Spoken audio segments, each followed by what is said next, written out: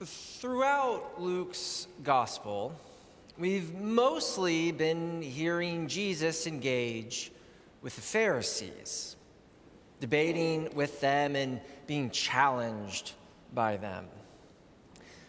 But today, Luke introduces us to a different group, the Sadducees. So, what I want to do, first of all, is to take a step back here and take a wider look at all of these different factions operating around Jesus' ministry.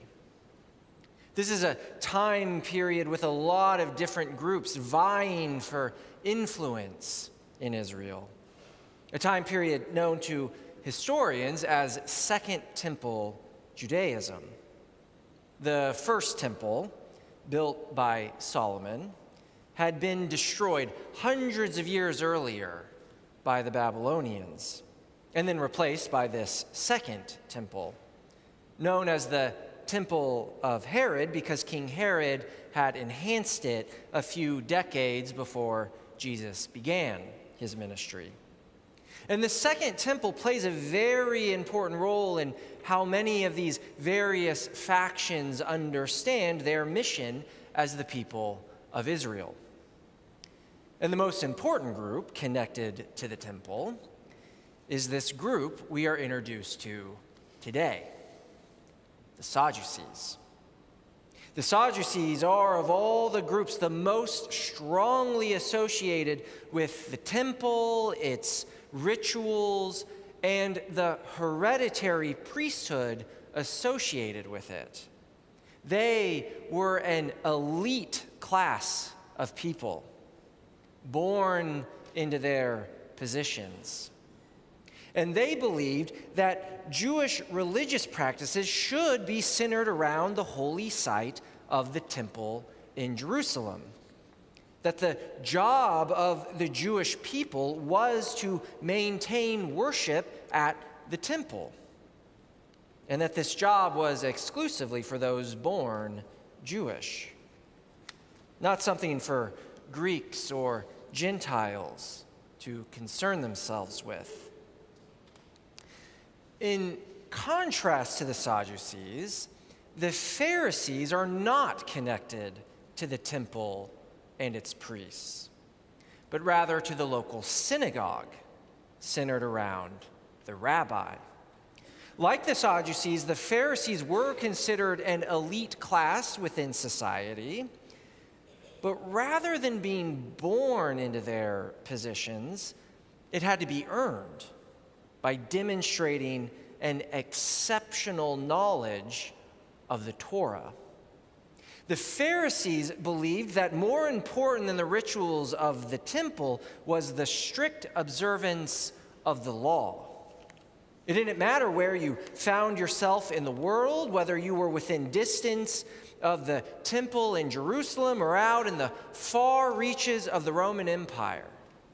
The job of the people of Israel was ultimately about following this way of life given by God in the Torah.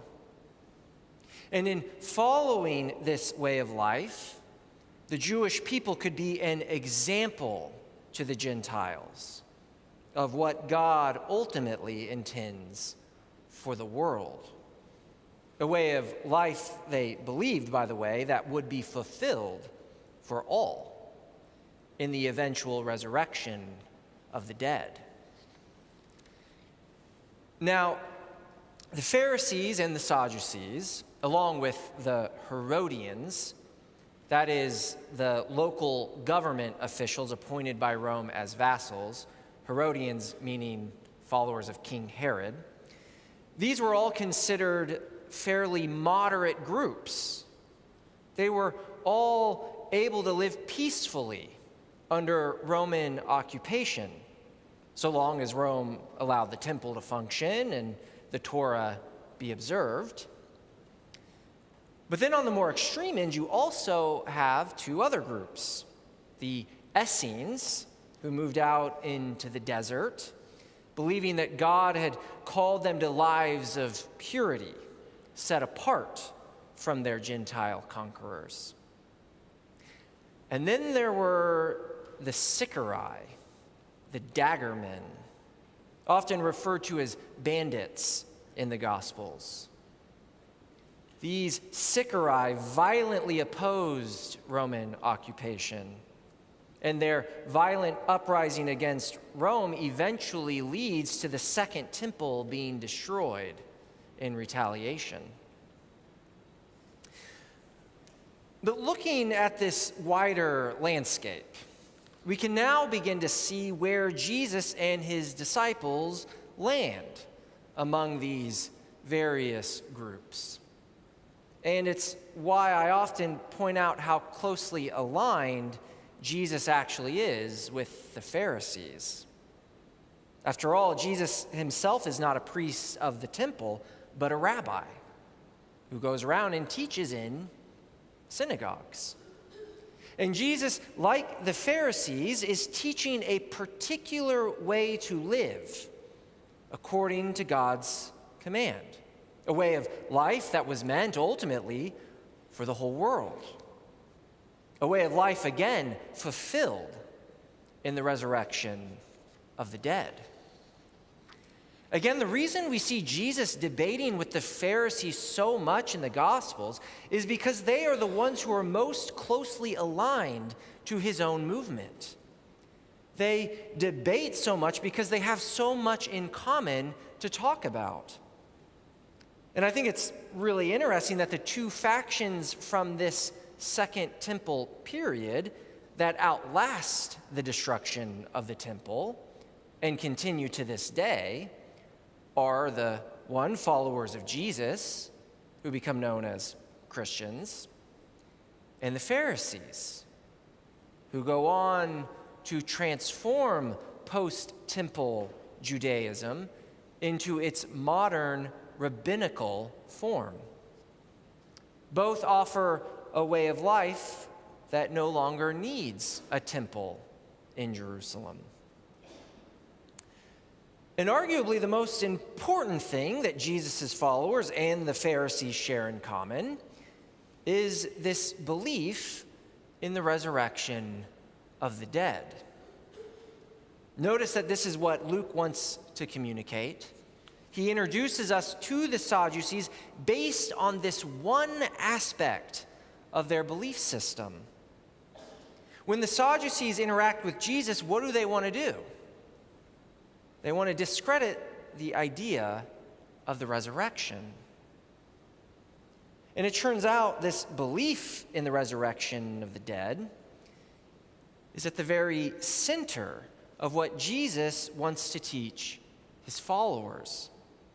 We still proclaim it in worship every week in the Creed. We look for the resurrection of the dead and the life of the world to come. But why is this so central? Why does it become the belief that Luke uses to define these different Jewish movements during the time of Jesus? Well, the importance of the resurrection is so multifaceted that I could not hope to capture all of its importance in a single sermon. But there is one aspect that I want to pull out today that relates to these different movements.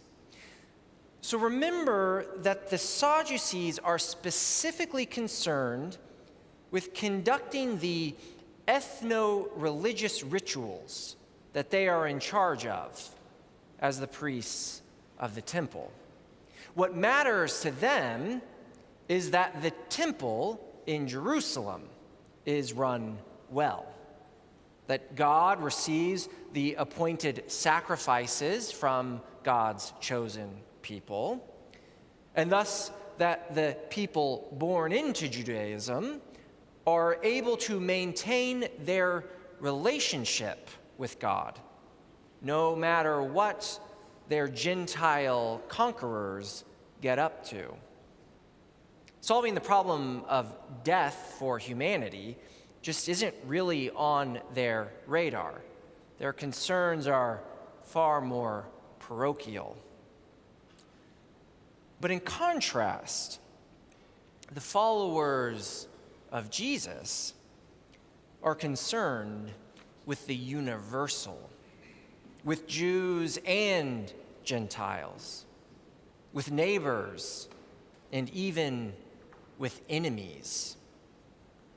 Jesus has come to solve this problem that everyone faces, the problem of death.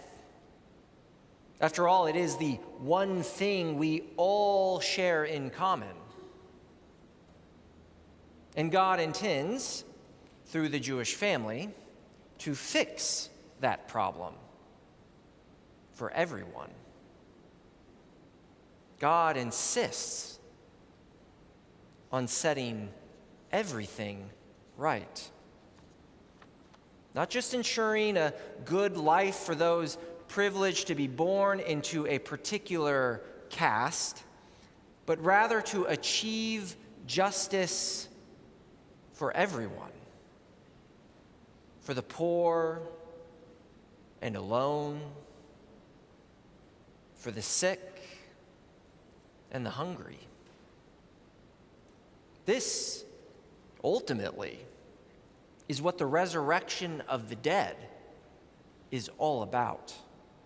It is the complete and utter defeat of the devil, of sin, of evil, of all that would separate humanity from God. The tearing down of boundaries and the lifting up of the lowly, bringing down mountains that the valleys might be filled. We believe in the resurrection of the dead because we believe that God really does want to save each and every one of us. Amen.